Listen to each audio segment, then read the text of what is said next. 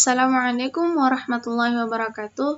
Perkenalkan, nama saya Miftahul Rizky Pulungan. Saya berasal dari Universitas Islam Negeri Sumatera Utara, program studi Ilmu Komputer.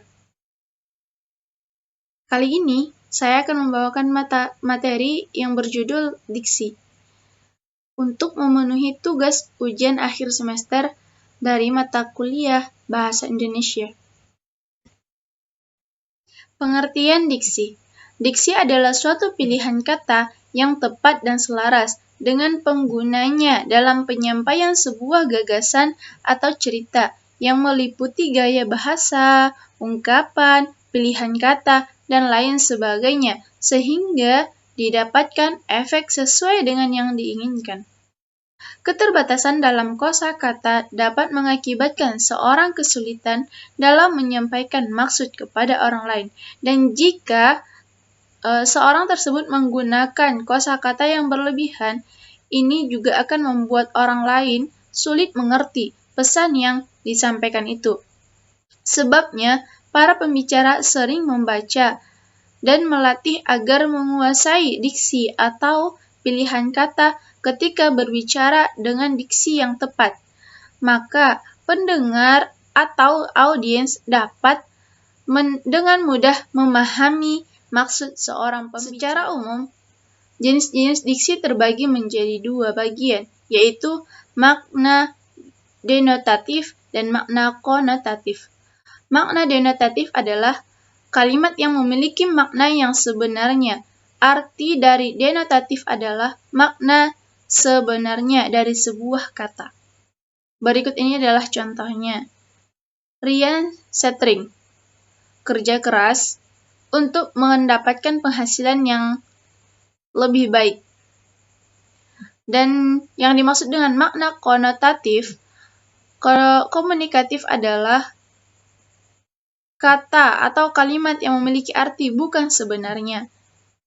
Berikut contohnya, Rio harus membanting tulang untuk menghidupi keluarganya. Penggunaan kalimat denotatif biasanya pada teks-teks yang menggunakan ragam ilmiah. Sedangkan kalimat konotatif digunakan pada puisi, teks narasi, dan peribahasa atau ungkapan. Contoh lainnya, kambing hitam. Denotatif, kambing hitamku beranak 3. Konotatif, ia dijadikan kambing hitam dalam persengketaan tanah itu. Mawar merah berduri. Denotatif, ibu menanam mawar merah di halaman belakang. Konotatif, gadis itu seperti mawar merah berduri yang indah tapi sukar dipetik. Diksi berdasarkan leksikal. Yang pertama adalah sinonim. Sinonim adalah kata yang mempunyai arti yang sama dengan kata yang lain. Contohnya, bahagia sama dengan senang, matahari sama dengan mentari, lezat sama dengan enak, pintar sama dengan pandai.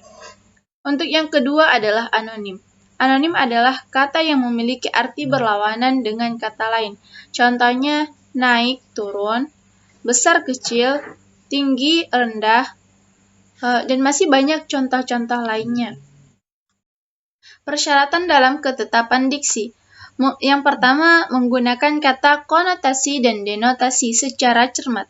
Yang kedua, penggunaan kata sinonim atau hampir sama maknanya secara cermat.